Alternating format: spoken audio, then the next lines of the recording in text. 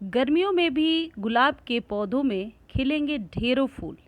यदि आप ये कुछ आसान से ट्रिक्स को फॉलो करते हैं तो आपके गुलाब के पौधे में समर में भी बहुत ही अच्छी फ्लावरिंग होगी। यदि आपके गुलाब का पौधा समर मंथ में सरवाइव नहीं करता है, यानी मई जून में ख़राब हो जाता है या फिर अच्छी फ्लावरिंग नहीं करता, इन आसान टिप्स को फॉलो करके आप अपने मरते हुए गुलाब के पौधों को भी बचा सकते हैं।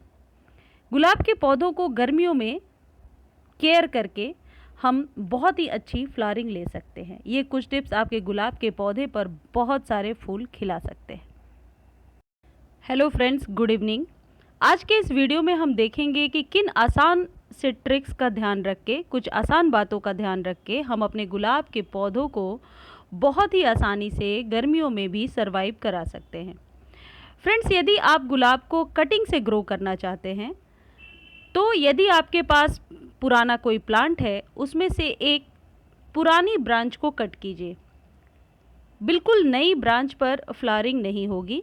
पुराने किसी मोटे से ब्रांच को, यानी एक पेंसिल के बराबर ब्रांच को कट कर लीजिए। जैसा कि आप देख रहे हो, ये मेरे पुराने जो गुलाब का पौधा है उससे ही कट किया है मैंने। सबसे पहली गलती हम ये करते हैं कि कटिंग के तुरंत बाद उसे ग्रो कर देते हैं। ऐसा कभी भी नहीं करना चाहिए। जब आप गुलाब की कोई कटिंग लेते हैं, उसके बाद आप उसे 2 से 3 दिनों के लिए पानी में उसकी जड़ों को, यानी कि उसके नीचे के 1 इंच के हिस्से को पानी में डाल करके रख दें। धूप में नहीं रखना है, किसी ऐसे शेडी प्लेस में रखें जहाँ कि छन कर धूप उसे मिलती रहे, हवा पानी मिलती रहे।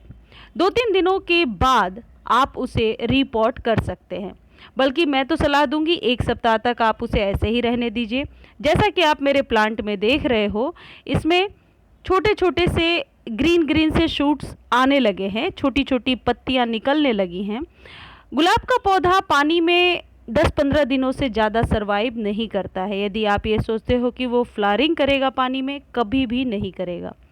गुलाब के पौधे को पानी में सिर्फ हम इसलिए रख रहे हैं ताकि इसमें नए शूट्स निकल आएँ। जब इसमें नए शूट्स निकल आते हैं तो इन्हें ग्रो करना बहुत ही आसान हो जाता है। ये करने के बाद आप मिट्टी तैयार कर लें। ये बोन मील है। इसके पहले जो मैंने डाला था वो माइक्रो न्यूट्रिएंट्स था। गुलाब को रिच फर्टिलाइज़र पसंद है, तो जब भी आप गुलाब के लिए मिट्टी तैयार करें उसमें आप एक अच्छे फर्टिलाइज़र की मात्रा ज़रूर दें। ये पोटाश है जो गुलाब के फ्लावरिंग में बहुत ही मदद करेगा। ये बहुत ज़्यादा मात्रा में मैं नहीं मिलाऊंगी क्योंकि ये समर में पोटाश को यदि हम कम मात्रा में देते हैं तो सही है, लेकिन माइक्रो न्यूट्रिएंट्स हमारे सभी पौधों के लिए काम करता है। हम बाद में जैविक खाद का सहारा ले सकते हैं, लेकिन अभी जब हम मिट्टी तैयार कर रहे हैं तो कुछ इन ज़रूरी खाद को मिलाना बहुत ही ज़रूरी होता है रूट्स को डेवलप करने के लिए। इसमें आप कुछ दाने डीएपी के भी मिला लें। डीएपी से रूट्स को डेवलप होने में मदद मिलती है। फ्रेंड्स, ये तो हम नई कटिंग ग्रो कर रहे हैं इसलिए मिट्टी बना रहे हैं, और यदि आपके पास पुराना प्लांट है तो उसमें सबसे पहले आप प्रूनिंग कर दें, मिट्टी की गुड़ाई कर दें, उसके बाद डीप प्रूनिंग कर दें। प्रूनिंग का हमेशा ही आप ख्याल रखें। गुलाब का पौधा उन कुछ पौधों में से एक होता है जिसमें अधिकतर फंगस लग जाती है और ये ख़राब होने लगती हैं। फ्रेंड्स देखो, ये यहाँ से नए शूट्स आ रहे हैं जो अभी मैं आपको बता रही थी। वाटर में रखने का यही मकसद है कि इसमें नए नए शूट्स आने के बाद यदि हम इसे ग्रो करेंगे तो इसके ग्रो होने के चांसेस 99% रहेंगे। यदि कटिंग को लेते ही हम मिट्टी में ग्रो कर देते हैं, ऐसा नहीं है कि ग्रो नहीं होगा, लेकिन गर्मियों में जब हम इसे पानी में रखते हैं और उसके बाद ग्रो करते हैं तो चांसेस बहुत ज़्यादा होते हैं इसके ग्रो होने के। तो जो पुराना प्लांट है उसे आप प्रूनिंग कर दें।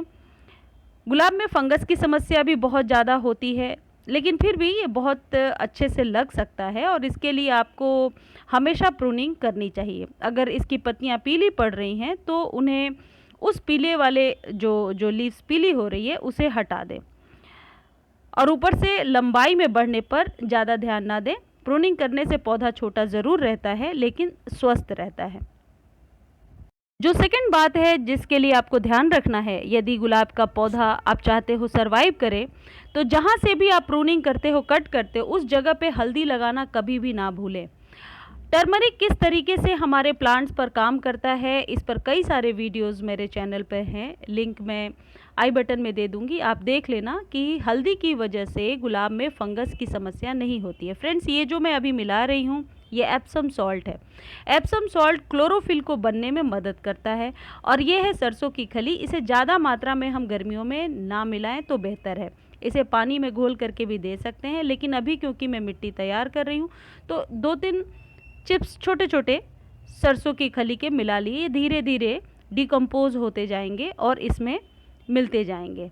और इस पौधे को लगा करके आप वाटरिंग कर दीजिए अच्छे से, लेकिन अभी धूप में नहीं रखना है। फ्रेंड्स देखो, ड्रेनेज का बहुत ही ध्यान रखो। जब भी आप कोई भी प्लांट्स लगाते हैं इस बात का ध्यान रखें कि मिट्टी में पानी डालते ही पानी नीचे के से निकलना ज़रूरी है। इससे ये पता चलता है कि कहीं भी जल जमाव नहीं है, यानी कि रूट के सड़ने के चांसेस नहीं हैं। और ये हर पौधे के लिए हमें ध्यान रखना पड़ेगा। फ्रेंड्स, इसे आप घर के बने हुए खाद हर एक 15 दिनों पे बनाना पील फर्टिलाइज़र या फिर एप्सम सॉल्ट का छिड़काव भी आप स्प्रे कर सकते हैं। एप्सम सॉल्ट क्या है और किस तरीके से हमारे प्लांट्स पर काम करता है, इस पर वीडियोस हैं मेरे चैनल पर, हिंदी इंग्लिश दोनों में, आप देख सकते हो। अब मैं एक ऐसे फर्टिलाइज़र के बारे में बताने जा रही हूँ जो आपके गुलाब के प्लांट पर फंगस से बचाने में भी मदद करेगा और ये एक कंप्लीट फर्टिलाइज़र है, कंप्लीट एनपीके फर्टिलाइज़र है। ये है ऑनियन पील फर्टिलाइज़र। इसे आप पानी में भिगो करके 2-3 दिनों के लिए रख दीजिए। बाद में आप इसके पानी को डायरेक्टली अपने गुलाब पर डाल सकते हैं, कोई ज़्यादा छानने की ज़रूरत नहीं है। बिल्कुल भी इजी केयर के साथ आप इस प्लांट को यूज़ कर सकते हैं। ये आप अपने सभी प्लांट पर यूज़ कर सकते हैं। इससे फंगस की समस्या से छुटकारा मिलेगी और इसमें फास्फोरस और नाइट्रोजन की भी मात्रा है, जिससे पत्तियां भी डेवलप होंगी और नई नई फ्लावरिंग भी होगी। इसे आप हर एक 15 दिनों पर दे सकते हैं और इससे जो मिलीबग्स वगैरह की समस्या होती है उससे भी छुटकारा मिल जाता है। फ्रेंड्स, गुलाब को रिच फर्टिलाइज़र पसंद है तो 15 से 20 दिनों पर आप उसे वर्मी कंपोस्ट भी दे सकते हैं। बोन मील की वजह से गुलाब में अच्छी फ्लावरिंग होती है। जो भी फर्टिलाइज़र मैंने यूज़ किया है इन सब पर सेपरेट वीडियो मेरे चैनल पर है, आप देख सकते हैं कि बोन मील किस तरीके से हमारे प्लांट्स पर काम करता है या फिर एप्सम सॉल्ट क्या है और इसे क्यों यूज़ करना चाहिए। ये जो ऑर्गेनिक फर्टिलाइज़र है इससे हमारे प्लांट्स की लाइफ बढ़ जाती है और ये बहुत ही आसानी से सभी के किचन में मिल जाते हैं। बनाना पील फर्टिलाइज़र है, ओनियन पील फर्टिलाइज़र है, इन सब को आप अपने रोज़ प्लांट पे यूज़ किया करें। Thank you friends.